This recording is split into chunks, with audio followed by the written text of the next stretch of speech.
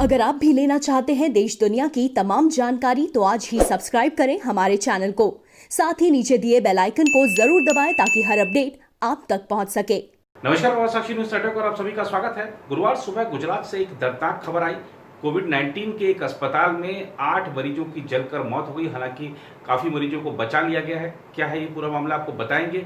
इसके साथ ही देश में कोविड-19 के मरीजों की संख्या लगातार बढ़ रही है और आप देखिए कि जिस तरीके से रोजाना 50,000 से ज़्यादा नए मामले सामने आ रहे हैं वो क्रम लगातार जारी है। आज भी अगर बात करें 24 घंटे पिछले 24 घंटों की तो 56,000 से ज़्यादा नए मामले सामने आए हैं, जिसके बाद देश में कुल संक्रमितों की संख्या 19,65,000 से ज़्यादा की हो गई है।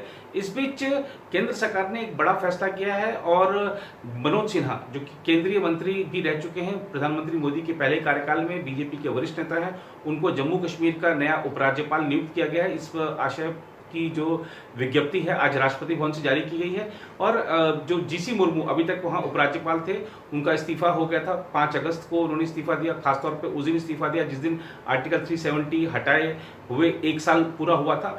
माना जा रहा है कि जीसी मुर्मू को नया सीएजी बनाया जा सकता है, लेकिन अभी सब अटकलें हैं, देखना होगा कि आगे क्या होता है। फिलहाल बात करते हैं जो आज गुजरात में दर्दनाक हादसा हुआ।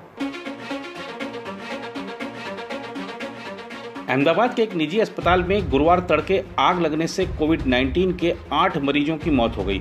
अधिकारी ने बताया कि कोविड-19 के मरीजों के उपचार के लिए चिन्हित नवरंगपुर इलाके के श्रेय अस्पताल में गुरुवार तड़के करीब 3:30 बजे आग लगी। हादसे में आईसीयू वार्ड में भर्ती 5 पुरुष और 3 महिलाओं की मौत हो गई। उन्होंने बताया कि अस्पताल में कोविड-19 के करीब 40 अन्य मरीजों को बचा लिया गया और उन्हें शहर के एक अन्य अस्पताल में भर्ती कराया गया है।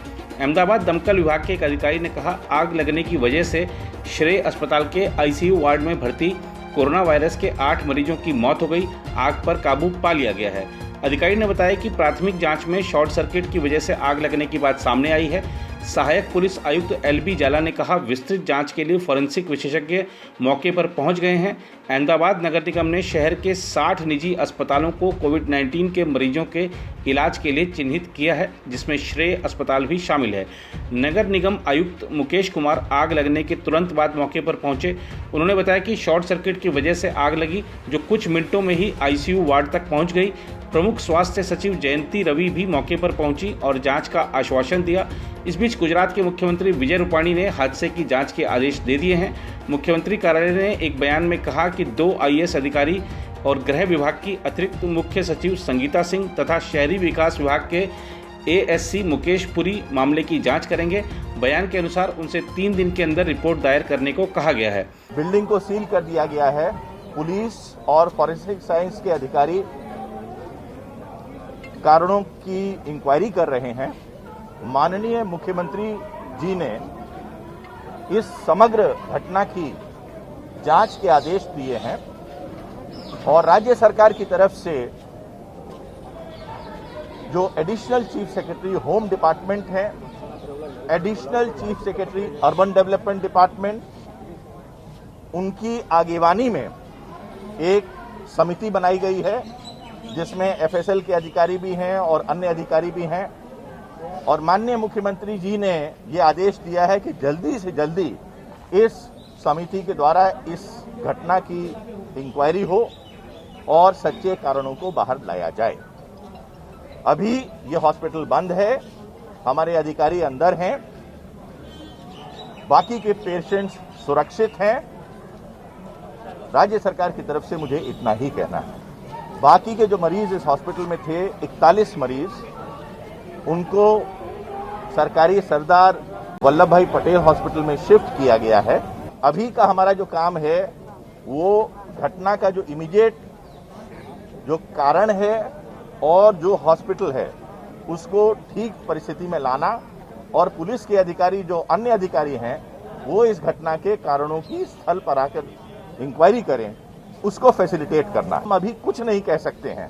अभी कुछ घंटे पहले ये कुछ हुआ है, क्या पुराना था, क्या नया था, क्या उसका कारण था, ये सब बातें माननीय मुख्यमंत्री जी ने जो उच्चतम अधिकारी राज्य सरकार के हैं उनकी कमेटी बनाई है और वो जल्दी से जल्दी इसकी इंक्वायरी करेंगे और उसका रिपोर्ट बाहर आएगा। उधर प्रधानमंत्री नरेंद्र मोदी ने अहमदाबाद के एक निजी अस्पताल में आग लगने की घटना पर दुख जताते हुए हताहत लोगों के परिजनों के प्रति संवेदना जताई और कहा कि प्रशासन प्रभावितों को हर संभव मदद मुहैया करा रहा है।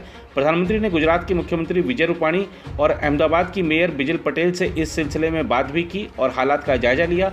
प्रधानमंत्री कार्यालय ने ट्वीट कर मृतकों के परिजनों और घायलों के लिए मुआवजे की घोषणा भी की है। प्रधानमंत्री राष्ट्रीय आपदा राहत कोष से मृतकों के परिजनों को 2-2 लाख रुपए और घायलों को 50-50 हजार रुपए दिए जाएंगे। इस घटना के अनुसंधान में प्रायोरिटी इन्वेस्टिगेशन पुलिस जो कर रही है उसके तहत ईडी रजिस्टर किया गया है। इन्वेस्टिगेशन में हम फायर एक्सपर्ट और एफएसएल के जो एक्सपर्ट हैं उनकी मदद ले रहे हैं। जो भी तथ्य हमारे सामने आएंगे उसके हिसाब से आगे की पूरी कायदेसर की कार्यवाही की जाएगी। और अभी जो इस श्रेया हॉस्पिटल के जो ट्रस्टी हैं उसमें से एक भरत भाई को हम लोगों ने इंट्रोगेशन के लिए साथ में लिया हुआ है। इनकी पूछताछ करेंगे और आगे की इन्वेस्टिगेशन की कार्य वो भी इन्वेस्टिगेशन हर एक की होगी। अभी हमने भरत भाई को इन्वेस्टिगेशन के लिए पूछताछ के लिए अभी बिल्कुल कार्यवाही करी जाएगी और पूरी इस घटना की न्यायिक इन्वेस्टिगेशन होगी। अभी जो मेरे पास जानकारी है उसमें 4 ट्रस्टी हैं और 4 ट्रस्टी पैकी एक को हम अभी इंट्रोगेशन के लिए ले गए हैं। देखिए अभी बहुत कम टाइम हुआ है, वो सारी इन्वेस्टिगेशन हम करेंगे और सारी चीजें आपको वो इन्वेस्टिगेशन में आएंगे तो वो पूरी नेग्लिजेंस है और उसको हम एविडेंस अभी पूछताछ का दौर शुरू हुआ है। आगे जो भी होगा वो आपको बताएं। सीसीटीवी फुटेज की भी मदद ली जाएगी और जो भी एविडेंस हमारे सामने आएगा पूरा इस इन्वेस्टिगेशन में लिया जाएगा। उधर भारत में कोरोना वायरस संक्रमण के 56,282 नए मामले सामने आने के बाद गुरुवार को कुल संक्रमितों की संख्या 19,64,536 हो गई। वहीं इस संक्रमण से मुक्त होने वाले लोगों की संख्या 13,28,336 हो गई। केंद्रीय स्वास्थ्य मंत्रालय द्वारा सुबह 8 बजे जारी आंकड़ों के अनुसार पिछले 24 घंटे में संक्रमण से कुल 904 लोगों की मौत हो गई, जिससे कुल मृतकों की संख्या 40,699 हो गई। देश में 5,95,501 मरीजों का इलाज चल रहा है, जो कि कुल मामलों का 30.31% है। आंकड़ों के अनुसार मृत्यु दर गिरकर 2.07% पर आ गई है। यह लगातार 8वां ऐसा दिन है जब संक्रमण के 50,000 से ज़्यादा मामले सामने आए हैं। भारतीय चिकित्सा अनुसंधान परिषद यानी ICMR के अनुसार 5 अगस्त तक 2,21,49,351 नमूनों की जांच हुई, जिनमें से 6,64,949 नमूनों की जांच 5 अगस्त को की गई। उधर पूर्व केंद्रीय मंत्री और उत्तर प्रदेश से भाजपा के वरिष्ठ नेता मनोज सिन्हा को गुरुवार को जम्मू कश्मीर का नया उपराज्यपाल नियुक्त किया गया। राष्ट्रपति भवन के एक प्रवक्ता ने यह जानकारी दी। राष्ट्रपति सचिवालय द्वारा जारी एक विज्ञप्ति में बताया गया है कि जम्मू कश्मीर के उपराज्यपाल के पद से गिरीश चंद्र मुर्मू का इस्तीफा स्वीकार कर लिया गया है। विज्ञप्ति में राष्ट्रपति के प्रेस सचिव अजय कुमार ने बताया कि राष्ट्रपति ने मनोज सिन्हा को जम्मू कश्मीर का उपराज्यपाल नियुक्त किया है। मनोज सिन्हा का जन्म 1 जुलाई 1959 को पूर्वी उत्तर प्रदेश में गाजीपुर जिले के मोहनपुर में हुआ था। वह पूर्वी उत्तर प्रदेश के पिछड़े गांवों के विकास के लिए सक्रिय रूप से काम करते रहे हैं।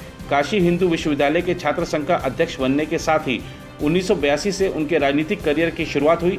वह 1996 में पहली बार लोकसभा के लिए चुने गए और उन्होंने 1999 में दोबारा जीत हासिल की। मनोज सिन्हा 1989 से 1996 तक भाजपा की राष्ट्रीय परिषद के सदस्य रहे। वह 2014 में लोकसभा चुनाव में भाजपा के सत्ता में आने पर तीसरी बार निचले सदन के लिए चुने गए। वह प्रधानमंत्री मोदी के पिछले कार्यकाल के दौरान केंद्रीय मंत्रिमंडल में रेल राज्य मंत्री रहे हैं और बाद में उन्हें संचार मंत्रालय का स्वतंत्र प्रभार भी सौंपा गया था। मनोज सिन्हा 2019 का लोकसभा चुनाव हार गए थे। उधर फिल्म अभिनेता सुशांत सिंह राजपूत की मौत के मामले में सीबीआई जांच शुरू करने वाली है और इस बारे में कई सारी चीजें अलग अलग प्लेटफॉर्म्स पे कही गई है, अलग अलग लोगों ने कही है। सीबीआई देखेगी पूरा मामला क्या है।